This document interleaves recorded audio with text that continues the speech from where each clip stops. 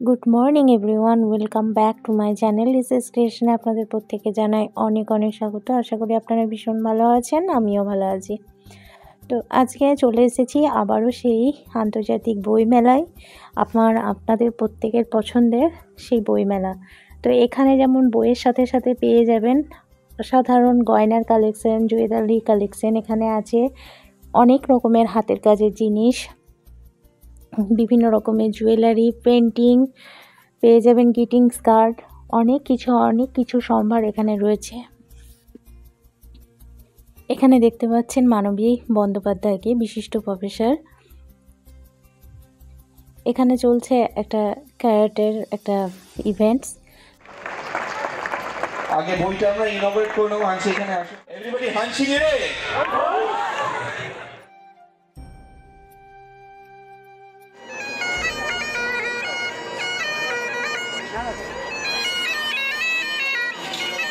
এখানে সুন্দর একটা মিউজিক্যাল ইনস্ট্রুমেন্টের আমরা শুনতে পেলাম।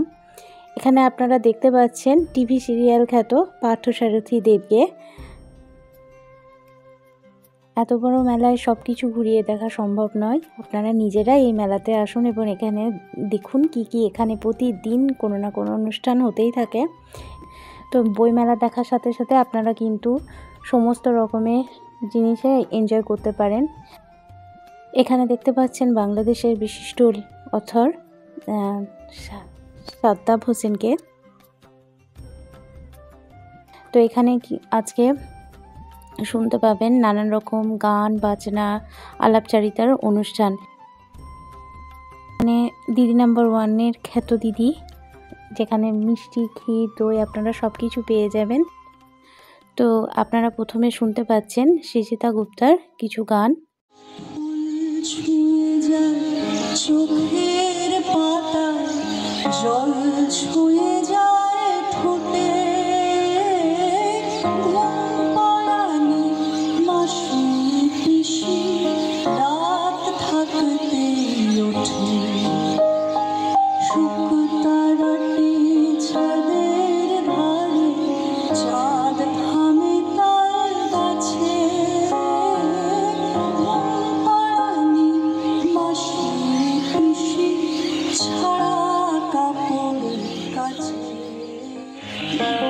আপনাদের ইচ্ছে হলে আমার সাথে গাইতেও পারেন। বেনি মাধব বেনি মাধব তোমার বাড়ি যাব, বেনি মাধব তুমি কি আর আমার কথা ভাবো, বেনি মাধব বেনি মাধব তোমার বাড়ি যাব, বেনি মাধব তুমি কি আর আমার কথা ভাবো, বেনি মাধব। যেহেতু পশ্চিমবঙ্গ মহিলা কমিশনের স্টেজ এটি, সেজন্য আমি গানগুলি একটু বিশেষভাবে নির্বাচন করার চেষ্টা করেছি। চার দেওয়ালের মধ্যে নানান দৃশ্যকে সাজিয়ে নিয়ে দেখি বাহির বিশ্বকে, চার দেওয়ালের মধ্যে নানান দৃশ্যকে সাজিয়ে নিয়ে দেখি বাহির বিশ্বকে। এটা আমি একটু দাঁড়িয়ে গাইছি। চাকরিটা আমি পেয়ে গেছি বেলা শুনছো, এখন আর কেউ আটকাতে পারবে না, সম্বন্ধটা এইবার তুমি ভেস্তে দিতে পারো, মাকে বলে দাও বিয়ে তুমি করছো না। চাকরিটা আমি পেয়ে গেছি বেলা শুনছো, এখন আর কেউ আটকাতে পারবে না, সম্বন্ধটা এইবার তুমি ভেস্তে দিতে পারো, মাকে বলে দাও বিয়ে তুমি করছো না। চাকরিটা আমি পেয়ে গেছি বেলা সত্যি, আর মাত্র কয়েকটা মাস বাস, স্টার্টিং এ ওরা 1100 দেবে, 3 মাস পরে কনফার্ম। চুপ করে কেন বেলা কিছু বলছো না, এটা কি 2441139 দিনখানেকে বেলাকে একটি বার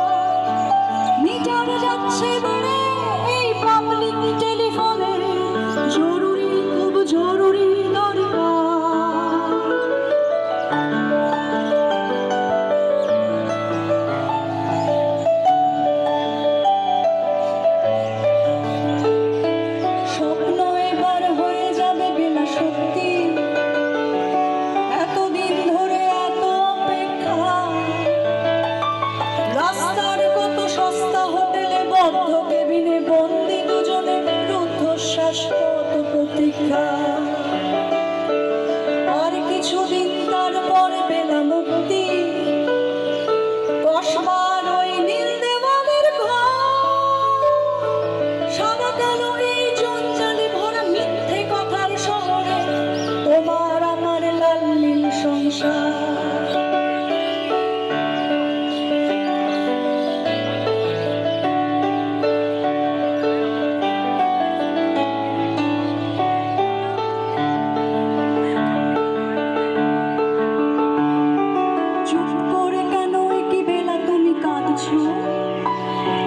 চাকরিটা আমি পেয়ে গেছি সত্যি, কান্নাকাটির হল্লাহাটির সময় গেছে পেরিয়ে। হলো তুমি শুনতে পাচ্ছ কি? চুপ করে কেন কি বেলা তুমি কাঁদছো? চাকরিটা আমি পেয়ে গেছি সত্যি, কান্নাকাটির হল্লাহাটির সময় গেছে পেরিয়ে। হলো তুমি শুনতে পাচ্ছ কি? এটা কি 2441139? বিলাবস তুমি পারছো কি শুনতে? 10-12 বার রং নাম্বার পেরিয়ে তোমাকে পেয়েছি, দেব না কিছুতে আর হারাতে। হ্যালো 2441139, 2441139, দূর চাও 2441139। সবাইকে আমার প্রণাম। পশ্চিমবঙ্গ মহিলা কমিশনকে আরেকবার ধন্যবাদ দিই, দেবাশিসাকে আবার। ভালো থাকবেন সবাই। এখানে কিন্তু বিশিষ্ট অভিনেতারাও এখানে এসেছেন।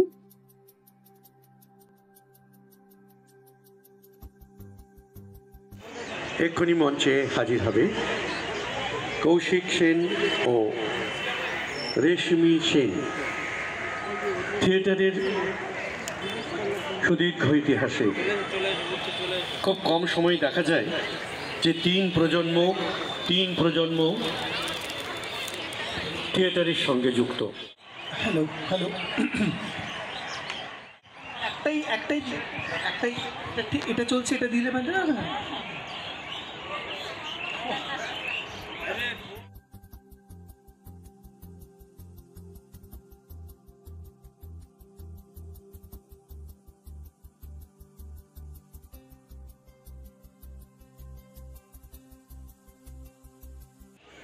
মঞ্চে আসবেন মহিলা কমিশনের সকল সদস্যরা।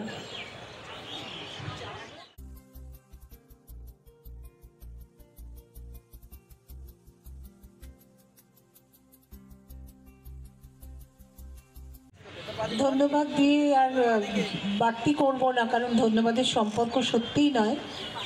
একটা ডাকেই যারা চলে আসেন তাদের ধন্যবাদ দেওয়া যায় না। আর আমরা সহকর্মী, এটা বিশ্বাস করি। একই মঞ্চে হয়তো আমি কাজ করি না, আমার মঞ্চ আলাদা, ওদের মঞ্চ আলাদা, কিন্তু আমরা সহকর্মী, আমরা একটা ফিল্ডে আছি, এটাই বড় কথা। এবং সেখানে রেশমি দিনে দিনে উজ্জ্বলতম হয়ে উঠছে। এবং কৌশিকের কথা তো এর ওপরে আমি আর আলাদা করে বলতেই চাই না, আপনারা সবাই চেনেন কৌশিক সেনকে। সক্ষেত্রে এবং নাটকের ক্ষেত্রে, বাংলা নাটকের ক্ষেত্রে ওর অবদান ইতিহাস হয়ে থাকবে বলে আমি বিশ্বাস করি। ধন্যবাদ সবাইকে। যারা আমার সঙ্গে আছেন তারা আসুন।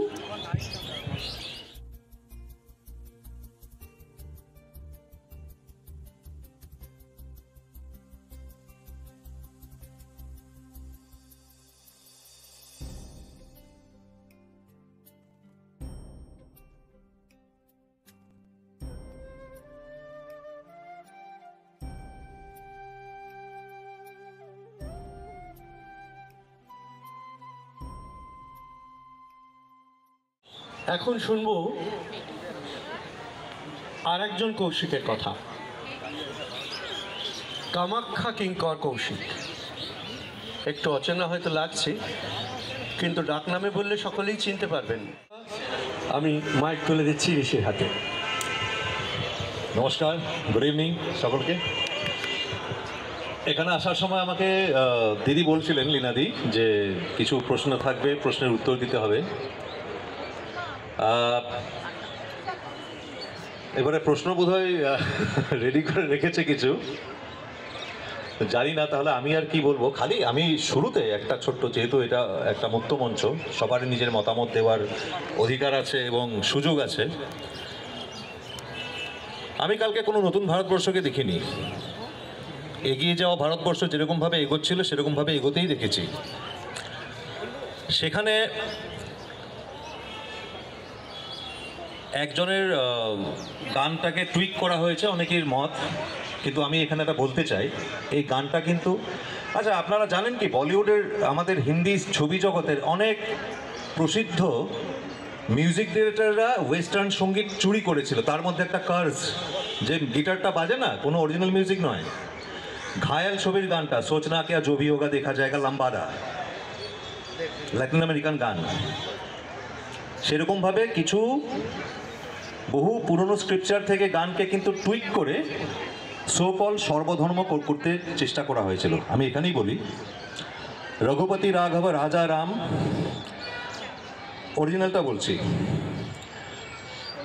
পতিত পাবন সীতারাম, সুন্দর বিগ্রহ মেঘা শ্যাম, গঙ্গা তুলসী শালগ্রাম, এইগুলো ছিল অরিজিনাল লাইন। এবারে সেটা যেটা আমাদের জানানো হয়েছে বা জানানো হয়নি তা নিয়ে তো তর্ক বিতর্ক থাকেই। তবে আমি এইটুকু আমার দিক থেকে অ্যাসিওর করতে পারি, কেউ যদি আমাকে জিজ্ঞেস করে, I saw my own India.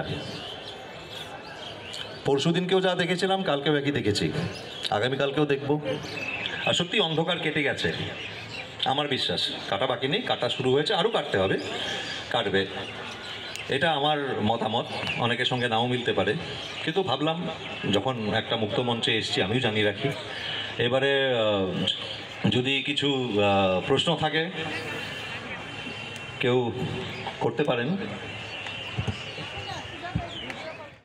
আমি খুব শর্টে বলি, ম্যাজিক মোমেন্টস থেকে আমাকে টিকিট দিয়ে দিল, আমি দমদম পৌঁছে গেলাম, ওখান থেকে সিকিউরিটি চেক ইনের পর ফ্লাইটে বসে সোজা বম্বে।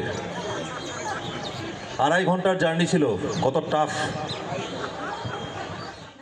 এবং ওইখানে যে গেছো সেইটা ও না, যখন এবার সিরিয়াসলি বলছি, এবারে যখন আমাকে দিদি প্রথম ক্যারেক্টারটার বিষয়ে বললো যে এরকম এরকম একটা গল্প আমরা বানাচ্ছি, তুমি কি করতে ইচ্ছুক, কিন্তু নেগেটিভ ক্যারেক্টার, আমি বললাম হ্যাঁ দিদি আমি করব, কারণ দিদির সঙ্গে এতদিন ধরে কাজ করছে সেই বিশ্বাসটুকু আছে।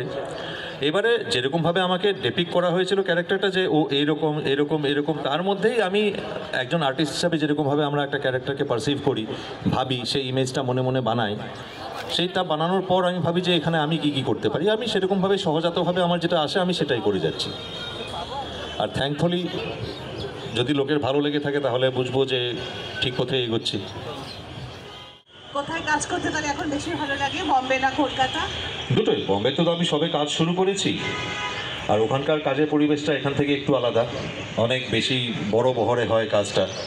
খালি আমার একটা জিনিস সবাইকে বলি, আমার সবচেয়ে বড় ডিফারেন্স যেটা চোখে লাগে, মানে পড়েছে, বম্বেতে লোকেদের অ্যাটিটিউডটা খুব পজিটিভ। প্রোডাকশন ওয়াইজ আমরা ফ্লোরে দেখি যে কিছু একটা লাগবে, হঠাৎ করে তো রিকোয়ারমেন্ট আমাদের অনেক চলে আসে যে আজকে এই সিনটার জন্য একটা গাড়ি লাগবে বা এই ধরনের গাড়ি লাগবে। গাড়ি এমনি পাওয়া যাবে, হয়তো একটা বড় গাড়ি বা কিছু একটা পারমিশন বার করে এখানেই শ্যুট করতে হবে, হো যায়গা স্যার। ওদের মুখে কখনো কোনো না নেই, তারা সবসময় রেডি থাকে, মুখে প্রথমে ইয়েস, তারপরে এক্সিকিউশন। আর কোনো কেউ বাহানা দেয় না ওখানে যে এই জন্য আটকে গেছি, হয়তো তার দেরি হবে কিন্তু হ্যাঁ স্যার আর এটা বলে তারপরে হয়তো সে চেষ্টা করছে, দেরি হচ্ছে, কিন্তু কখনো কোনো কাজের হ্যাঁ তার বাদে আর কোনো অপশন ওরা রাখে না। এটা কিন্তু সত্যিই আমি নতুনভাবে দেখে শেখার চেষ্টা করি, খুবই পজিটিভ অ্যাটিটিউড। আর আজকে ইনফ্যাক্ট আমাদের প্রেস মিট ছিল সিরিয়াল নিয়ে, তখন আমিও ছিলাম, দিদিও ছিলেন। দিদির মুখে অনেক কথা আমি নতুন করে জানলাম, যে কিভাবে এখান থেকে ওনারা ওখানে প্রোডাকশনটা আস্তে আস্তে সেটেল করেছে, কি কি প্রতিকূলতা। সবসময় যে সব জার্নি স্মুথ হয় তা তো নয়, বিহাইন্ড দ্য ক্যামেরা অনেক গল্প থাকে যেগুলো আমরা জানতে পারি না, বা আমরা একটা মানুষ যখন কাজ করতে শুরু করে সেই পরিচিতি বানানোর পর তাকে দেখা শুরু হয়, কিন্তু সেটা বানানোর জন্য কি কি কাঠখড় পোড়াতে হয় সেটা তাকে কাছ থেকে না দেখলে বোঝা যায় না আসলে। ভাগ করার সুযোগ দেওয়ার জন্য, আর আপনারা অনেক ধৈর্য ধরে আমার কপচানি শুনলেন, খুব বোর করলাম, বাড়ি গিয়ে প্লিজ ভুলে যাবেন। না হলে আবার ভালো লাগবে না হয়তো, কিন্তু আপনাদের অশেষ ধন্যবাদ।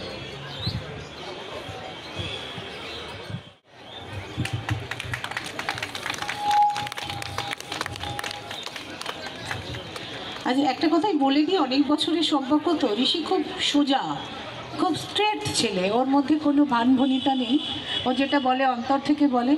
যখন ওর সাংঘাতিক ক্রেজ ছিল, এখনও আছে, এখন বম্বেতে খুব ক্রেজ, তো যখন সেই সময় ছিল, ওটা কি উজান না, তারপরে কি ওই আমাদের কুসুমতলা কিছু অর্চি আমি বলেছি। হ্যাঁ, এরকম এই সমস্ত সময়েও আমি ঋষিকে যা দেখেছি, তার আগেও তাই দেখেছি, এখনও তাই দেখি। খুব স্ট্রেট, এটা আমার খুব ভালো লাগে। ওর মধ্যে কোনো ভান নেই। হয়তো অনেক সময় ওর মনে হবে ওকে দেখে খুব অ্যাটিটিউড, খুব রাগী, এটা কিন্তু পুরোটা বাইরের। ভেতরে ভীষণ ছেলে মানুষ একটা ছেলে, আর ওকে আমি খুব ভাইয়ের মতোই ভালোবাসি। ও দিদি বলে মানে দিদিই বলে, তো সেটা বড় কথা না, সেটা পার্সোনাল জায়গা। কিন্তু ছেলেটা এই রকমই, এবং আপনারা তো দেখেন ওর অভিনয়, বুঝতেই পারেন। ও কিন্তু সেখানেও কোনো অ্যাক্টিং করে না, ও যেমন তেমন কথা বলে। ও যেভাবে আমাদের সঙ্গে বলে সেভাবে চরিত্রের সঙ্গেও কথা বলে। এটাও সব থেকে বড় নেই আর কি। থ্যাংক ইউ ঋষি আসার জন্য।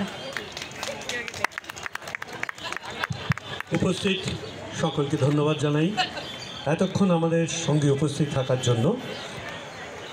আগামীকাল সন্ধ্যাবেলায় ঠিক এইরকমই এক অনুষ্ঠান আয়োজিত হবে এখানে। আপনাদের সকলকে আগাম আহ্বান জানাচ্ছি, আমন্ত্রণ জানাচ্ছি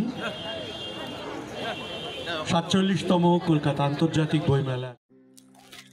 তাহলে আপনাদের এই ভিডিওটা যদি ভালো লেগে থাকে, অবশ্যই কিন্তু ভিডিওটা দেখার পরে একটা লাইক, কমেন্ট, শেয়ার ও সাবস্ক্রাইব করে চ্যানেলটির পাশে থাকবেন। দেখা হচ্ছে অন্য দিনে অন্য একটা নতুন ভিডিওর সাথে। ততক্ষণের জন্য তো সবাই খুব খুব ভালো থাকবেন, সুস্থ থাকবেন। Love you all, tata, bye by.